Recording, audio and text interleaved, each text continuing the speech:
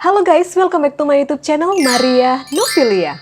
Nah, di video kali ini aku akan ngebahas tentang arti logo lingkaran dan warna pada kemasan obat. So, buat teman-teman yang penasaran, stay tune terus ya.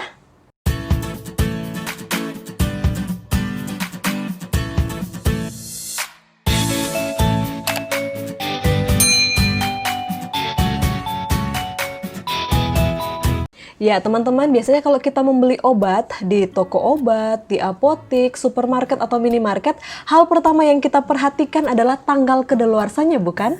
Namun kita lupa memperhatikan bahwa di sana ada logo obat. Ada logo lingkaran pada botol atau kemasan obat lainnya. Nah, sebenarnya logo-logo itu mempunyai arti. Oke, di sini dari Badan POM telah membuat peraturan dan klarifikasi obat agar kita tidak salah mengkonsumsi obat tersebut. Ya, nggak apa-apa ya, aku sambil lihat di bawah ya, supaya nggak salah memberikan informasi ke kalian. Nah, yang pertama itu ada obat bebas. Obat bebas ini dapat teman-teman temukan paling mudah dijumpai, ini paling banyak dijumpai, dan gampang banget. Ini ada di toko-toko obat, bahkan di warung juga ada teman-teman. Kemudian bisa juga teman-teman jumpai di minimarket seperti Indomaret, Alfamart, Alfa Express, Alfa Midi, dan segala macamnya ya. Oke, nah karena kenapa sih gampang banget ditemui? Karena zat atau senyawa yang terkandung dalam obat tersebut dia relatif aman teman-teman. Dan teman-teman juga dapat membelinya tanpa resep dokter. Nah teman-teman, walaupun ini bisa dibeli dan bisa didapatkan tanpa resep dokter, teman-teman juga tetap perlu waspada dengan melihat dosis-dosis yang sudah tertera pada kemasan obat. Nah, obat bebas ini teman-teman dia diberi logo seperti ini. Jadi diberi logo dengan lingkaran hijau dengan garis tepi berwarna hitam. Ya, contoh obat bebas yang teman-teman bisa jumpai di luaran sana misalnya paracetamol, kemudian antacid untuk mah biasanya, dan multivitamin yang beredar itu biasanya dengan logo obat bebas ya. Nah, buat teman-teman yang punya obat-obatan seperti ini di rumah, coba diambil obatnya, kemudian lihat kemasannya, dilihat logo apakah yang tertera ya. Nah, yang kedua adalah logo obat bebas terbatas. Nah, obat golongan ini sebenarnya termasuk obat keras, tetapi masih bisa dibeli tanpa resep dokter. Namun, di sana terdapat peringatan yang teman-teman diharapkan membacanya dengan baik. Obat-obatan seperti ini biasanya logonya adalah lingkaran berwarna biru dengan garis tepi berwarna hitam ya. Nah, obat-obatan seperti ini biasanya dijumpai pada apotek yang memiliki apotekernya.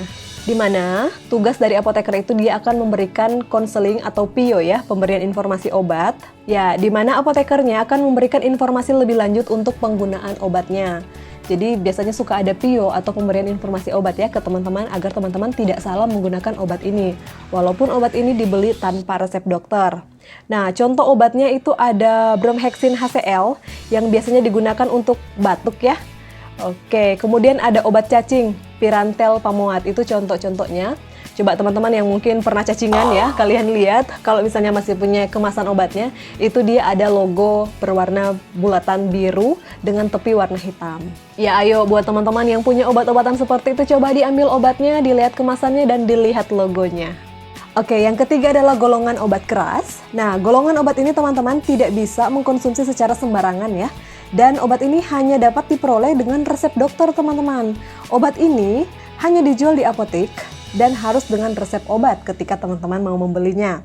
Nah, obat ini diberi logo dengan lingkaran berwarna merah seperti ini. Kemudian dengan garis tepi berwarna hitam. Dan coba teman-teman perhatikan di dalamnya itu terdapat huruf K yang menandakan obat keras. Nah, contoh obat-obatan seperti ini ada haloperidol, lorazepam, sama loratadine ya. Di mana obat-obat dengan golongan psikotropika juga termasuk dalam golongan obat keras. Nah, sedangkan golongan obat yang keempat ini adalah golongan obat narkotika. Nah, teman-teman, untuk logo dari narkotika, dari golongan obat narkotika seperti ini ya. Jadi, dia terdapat lingkaran berwarna merah, di dalamnya terdapat tanda plus berwarna merah juga. Nah, obat-obatan seperti ini teman-teman, nggak boleh membelinya secara sembarangan ya. Dan biasanya obat-obat seperti ini digunakan oleh para dokter atau para tim medis sebagai obat bius teman-teman. Atau kebanyakan dari mereka menggunakan obat ini untuk mengurangi rasa nyeri ya. Dan jika obat-obatan ini dikonsumsi tanpa pengawasan dokter, obat-obatan ini sangat berbahaya karena dapat menyebabkan ketergantungan. Oke, nah kemudian kita masuk ke obat-obat yang herbal-herbal ya teman-teman. Nah, yang kelima ini adalah golongan fitofarmaka.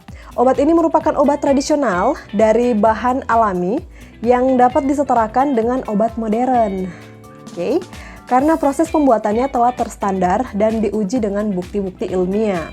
Selain itu, fitofarmaka ini juga dia dikatakan sebagai obat herbal berkhasiat tinggi ya, jika dibandingkan dengan obat jamu dan obat herbal terstandar, karena sudah mengadopsi CPOB. CPOB itu adalah cara pembuatan obat yang baik. Jadi mungkin buat teman-teman yang basicnya farmasi udah familiar ya dengan CPOB atau cara pembuat obat yang baik. Nah, apa sih CPOB itu? Jadi teman-teman, para industri-industri farmasi di luar sana, jadi mereka sudah ada standar tersendiri prosedurnya ya, untuk membuat obat itu kriteria atau persyaratannya seperti apa itu udah ada. Cara pembuatan obat yang baik, itu bukunya tebal banget ya. Oke, ya jadi obat-obat yang berlogo golongan obat fitofarmaka ini, dia sudah mengadopsi CPOB, yaitu cara pembuatan obat yang baik dan telah sampai di uji klinik pada manusia. Nanti logonya itu seperti ini. Nah, yang keenam adalah obat herbal terstandar atau OHT ya. OHT adalah obat herbal terstandar. Oke, obat ini adalah obat tradisional yang disajikan dari bahan-bahan alami yang dapat berupa tanaman obat maupun mineral. Selain proses dengan teknologi tinggi tentunya, jenis herbal ini umumnya ditunjang dengan pembuktian ilmiah berupa penelitian-penelitian praklinik ya. Jadi contohnya gini teman-teman. Yang pertama seperti standar kandungan berkhasiat. Kemudian kedua, standar ekstraksi tanaman obat. Yang ketiga, dia sudah lulus uji toksik, baik akut maupun kronis ya. Dan obat-obatan ini diberi logo dengan gambar seperti ini.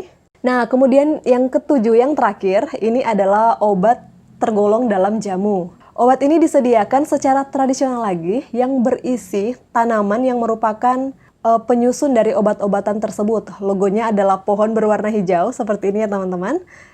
Dalam lingkaran yang juga berwarna hijau. Jadi, pohon berwarna hijau tersebut, ini ada artinya. Melambangkan kekayaan dari sumber daya alam di Indonesia yang sangat-sangat melimpah ini ya.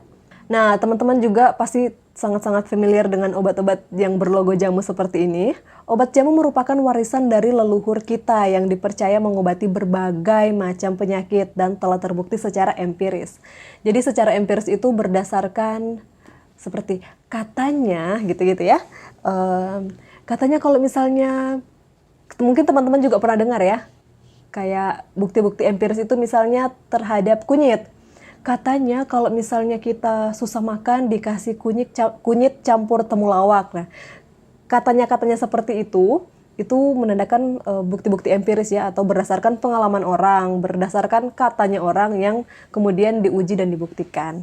Nah, jadi buat teman-teman yang ingin membeli obat golongan jamu ini, sebaiknya teman-teman memperhatikan kemasan yang telah terdaftar di Badan POM. Karena itu ya, akhir-akhir ini semakin banyak beredar obat-obat yang berlogo jamu ataupun obat-obat dan produk-produk farmasi yang lain yang terbukti itu palsu.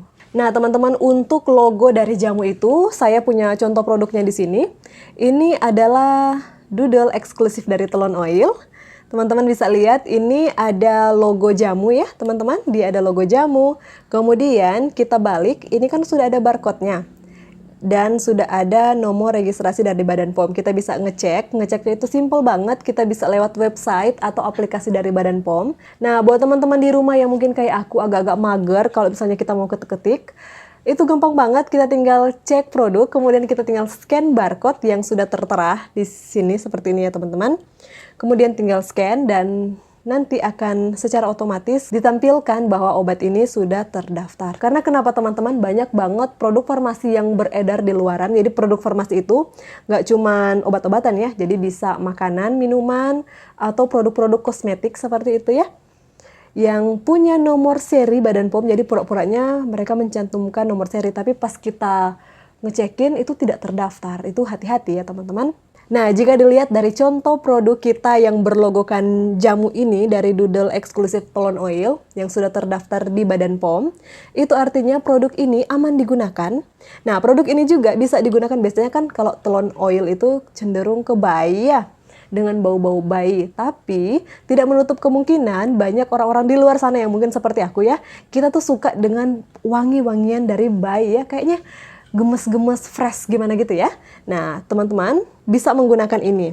Karena di sini dari komposisi yang sudah tertera, ini semuanya 100% dia produk herbal. Jadi semuanya itu bahan-bahan herbal. Jadi sangat aman untuk kesayangan kita. Oke?